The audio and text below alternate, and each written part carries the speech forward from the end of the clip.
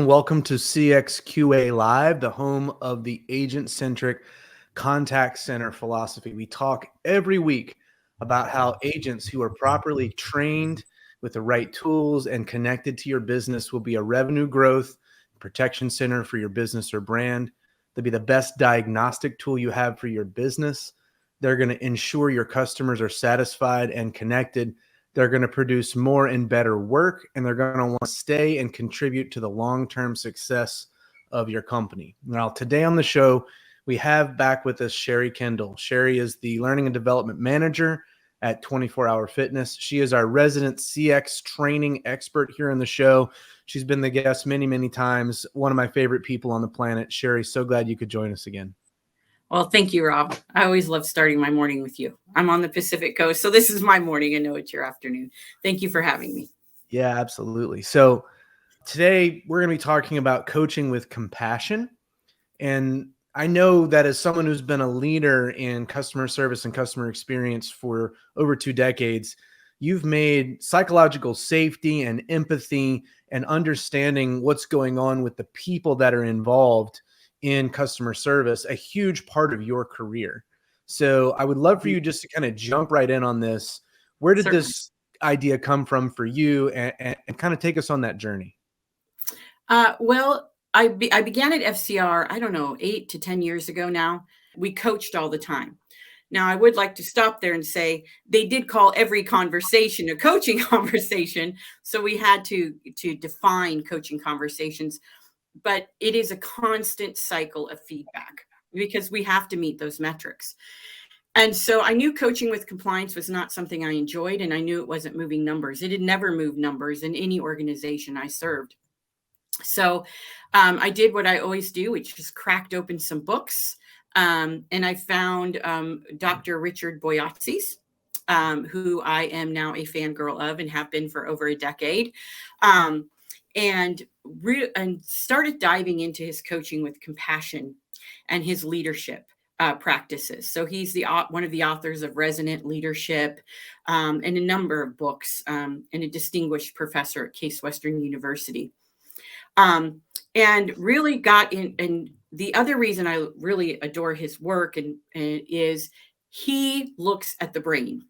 Right. So it's really important to me in my practice as a leadership that we are looking at brains. We're understanding the science behind what we're doing.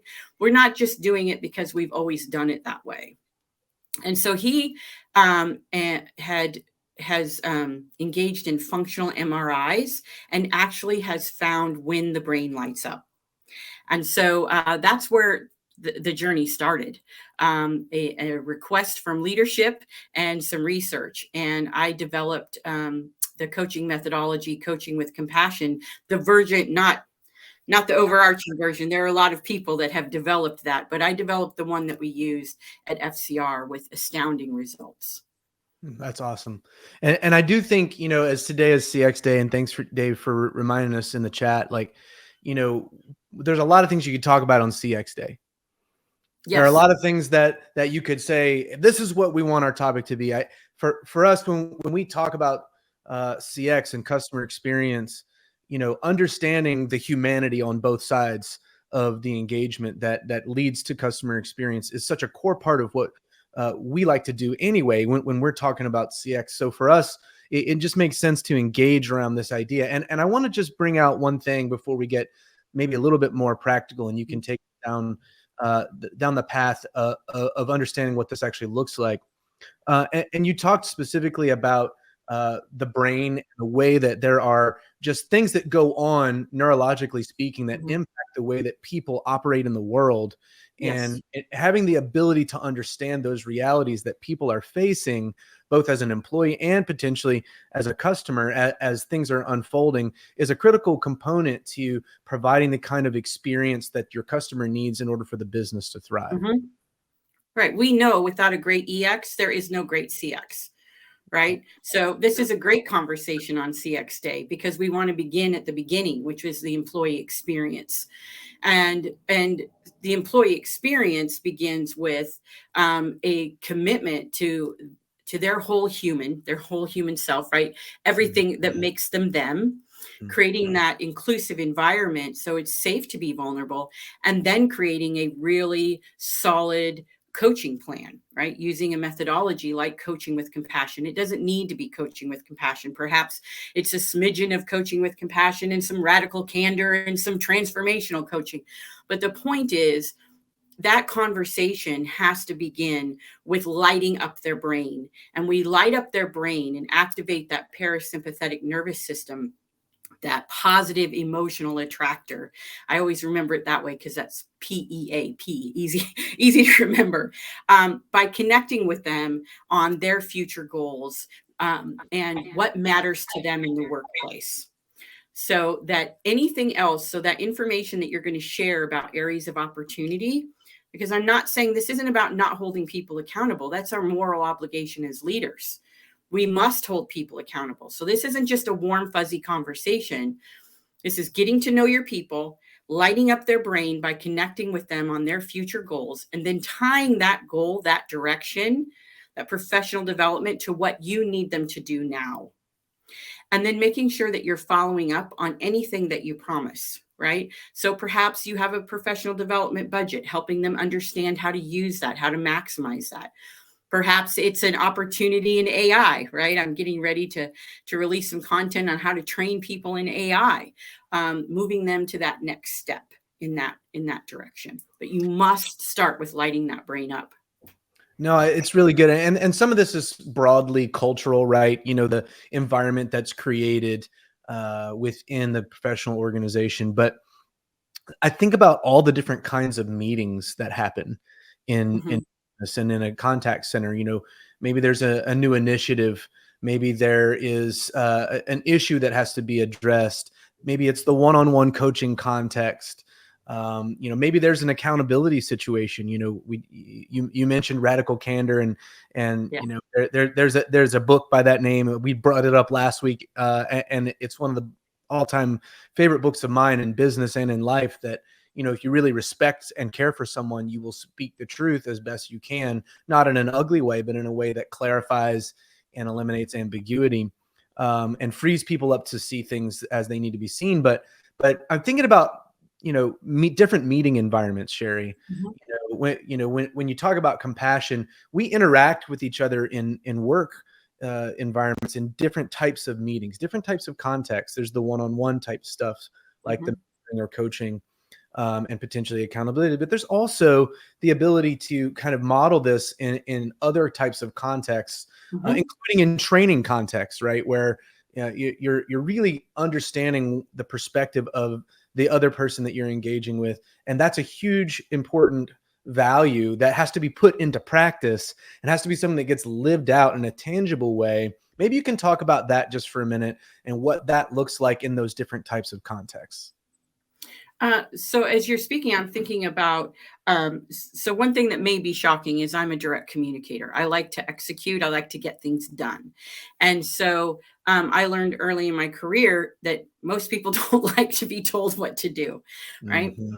And I'd been working and developing that, my communication style for a long time, and really, really put the cherry on the top when I was working with Kelly Greer. I know I have her permission to say her name. So, and I now use a strategy called place some sugar on that, sprinkle some sugar on that. Mm. So I'm thinking about Slack, right? We often talk, we have reduced meetings in most organizations, and we're speaking a lot, communicating a lot, and sharing tasks, and sometimes, unfortunately, even organizational updates. And so I will put that organizational update or that task or that request into an instant messaging tool, and then step back and think about their perspective. And sometimes it means I have to paint the picture. And so I will say, look at this great opportunity we have to support the business. Here's the thing we've been asked to do, and this is how I'm going to support you as we're adding this extra thing. Mm. So it isn't always about, uh, in a one-on-one situation, it's much easier to paint that picture of how this opportunity is related to where you're going. We can paint the picture of how we can light your brain up.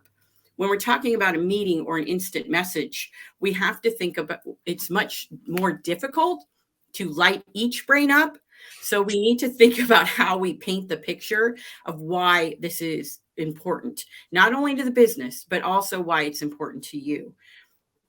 Yeah, and that's an important connection in any relationship if we're trying to influence one another. But I was thinking also about the impact of virtual work. You know, Hmm. uh, how do you build a connection with someone on the other side of the screen? And I think it's definitely possible. I would say even our friendship, Sherry, and the friendships that I've been able to experience in the role that I have with people, a lot of whom I've never met, and that's the case for you and I. We've never met in person, but through the course of just actually taking the time to be on camera and to make eye contact virtually, which is awkward and weird a little bit, but it's your beats never having been on camera, never seeing facial expressions. But I think one of the things that we're up against as leaders in business is the simple fact that a lot of this stuff happens with no human connectivity. It's, you get on a call for Hmm. business purposes, a meeting, but you don't turn on your camera. And, Hmm. and I get it. Like if you're working from home, sometimes you just don't want to be on camera, or maybe you're not camera ready. And I think there needs to be room for that. Right. And variable in that. We certainly don't want to go to the extreme of making the camera a point of accountability, which a lot of CX organizations I have Hmm. read are doing, where you're literally not allowed to turn your camera off, even Right. though the camera isn't between you and the customer. It's basically just so your supervisor can look at every single thing that you're doing the whole time. A, that's creepy.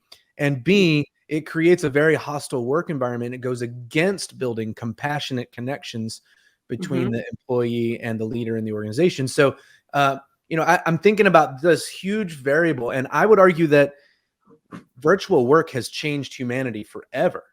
People are able to have a job and have never met anybody that they work for or with in person, never seen their body language, in some cases, maybe never even seen their facial expressions fully.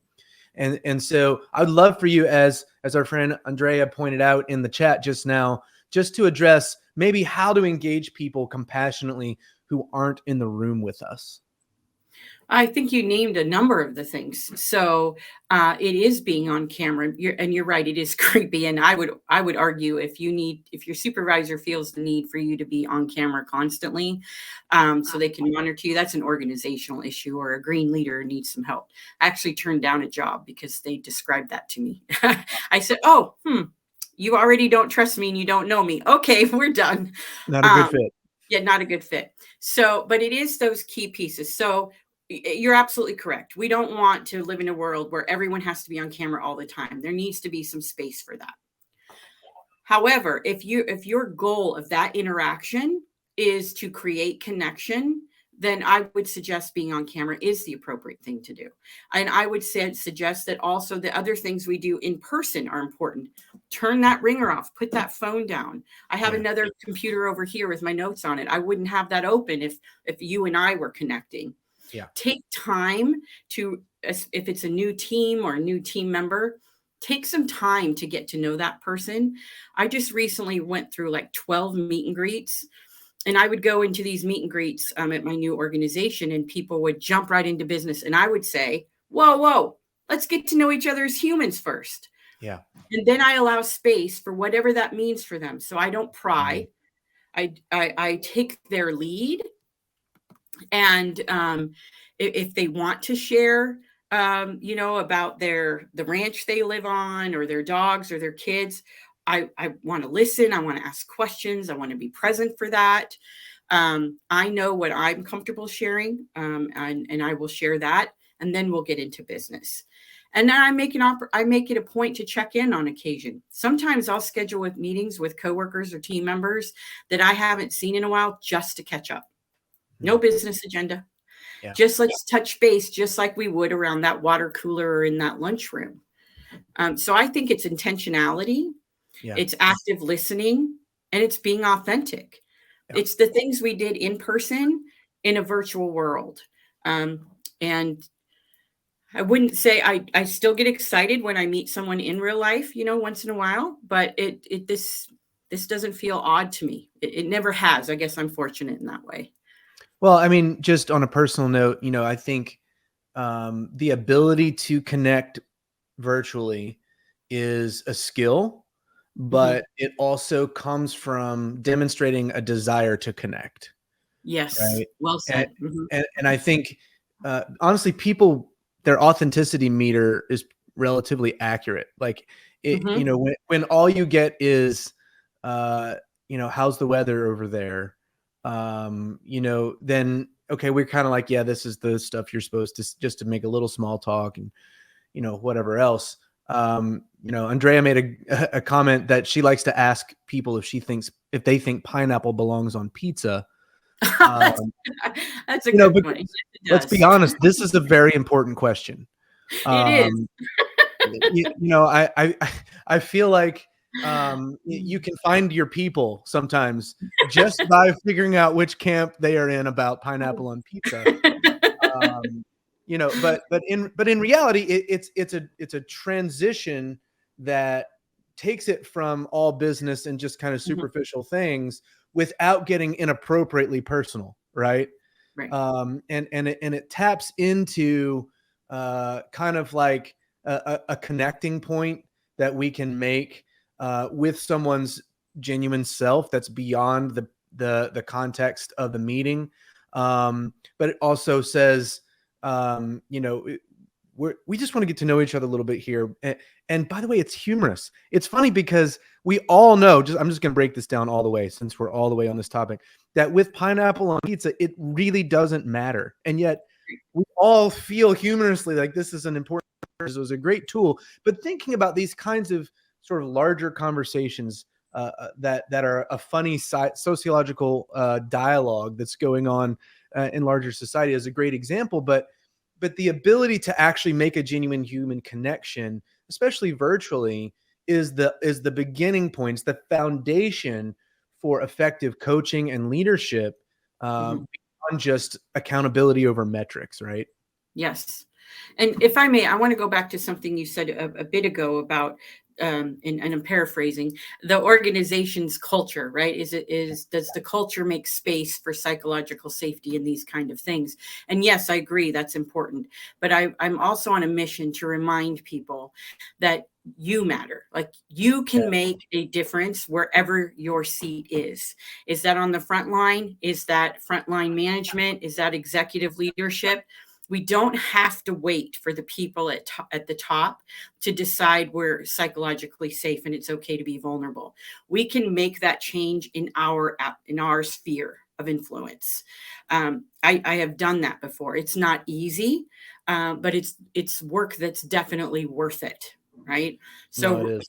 really important to remember we are powerful wherever our seat is in that organization, and we can create that workplace that we want to engage with. And who knows the ripple effects, right? Especially in customer service. If you're leading a direct customer service team and your folks are being treated and honored that way, think of how they're treating your customers. And then think about how you behave when you've had great customer interactions when you move through the world, right? Yeah. I have never been shy about saying that customer service has the power to really make changes in the world, one interaction at a time. I believe that with every breath I take.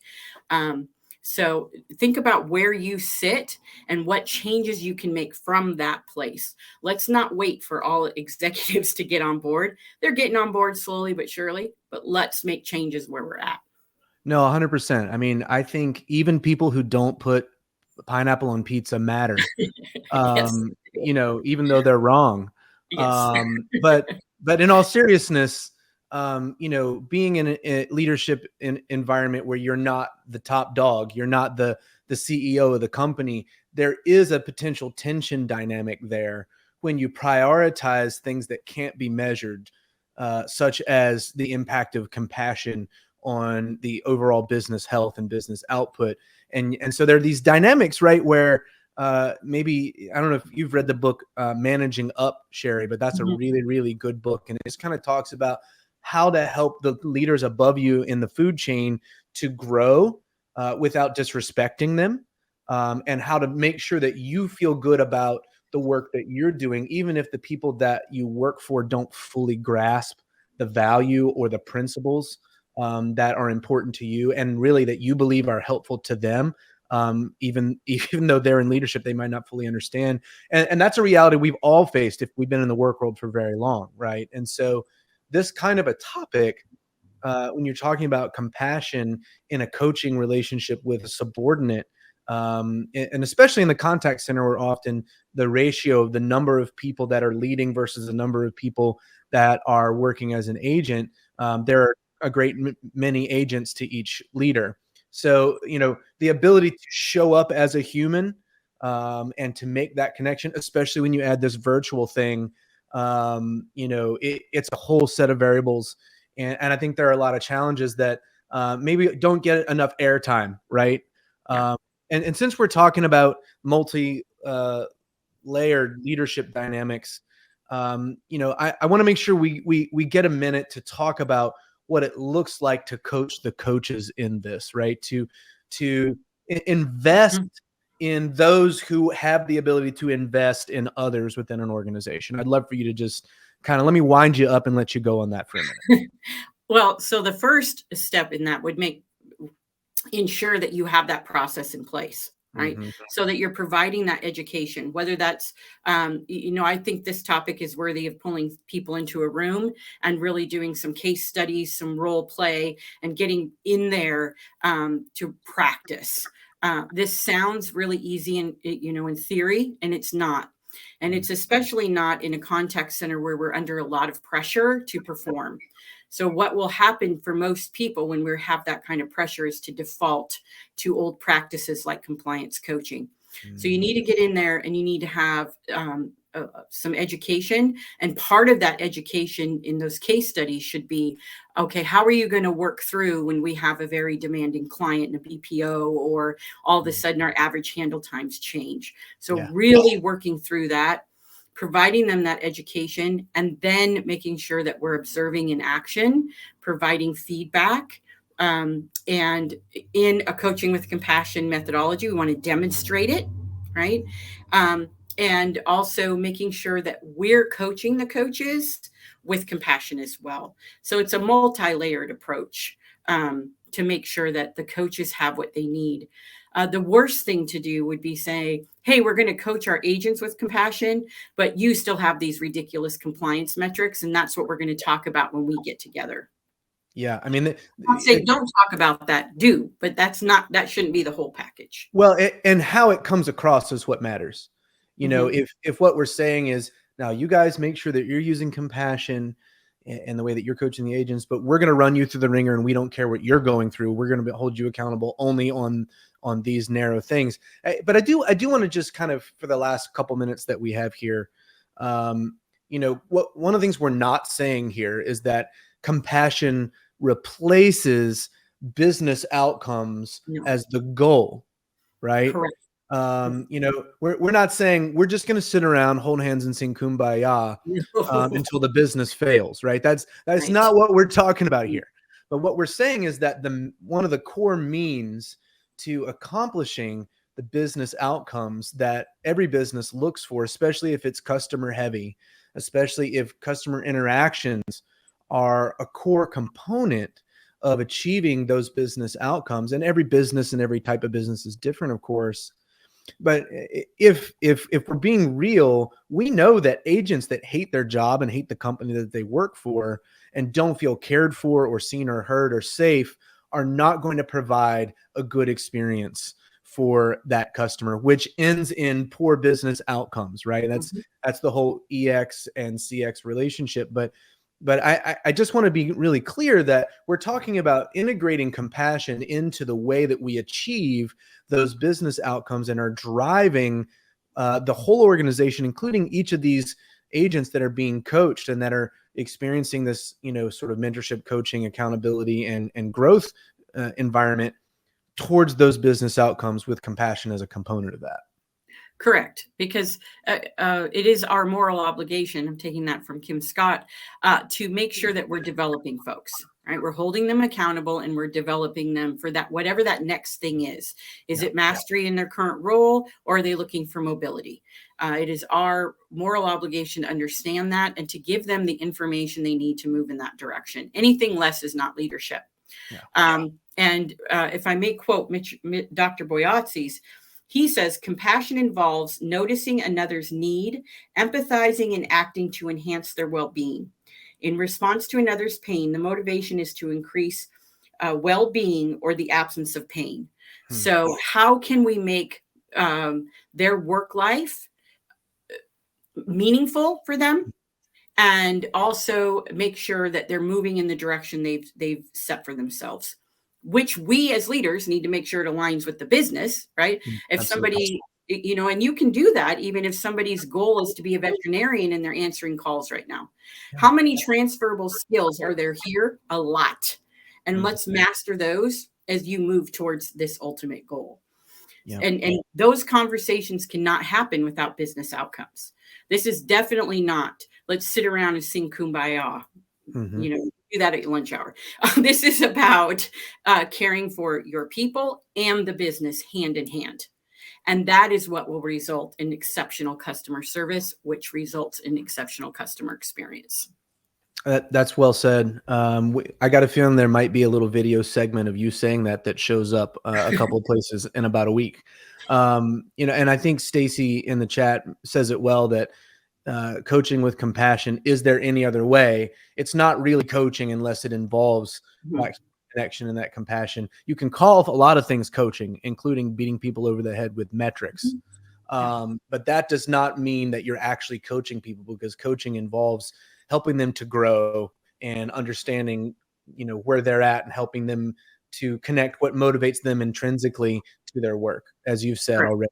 And I would just say in the last minute that we have here or so, you know, because I can't go an episode with you and not connect things specifically to the training environment. You know, how can trainers integrate this kind of thinking and this methodology into those early days of the agent's career with a company in the training environment?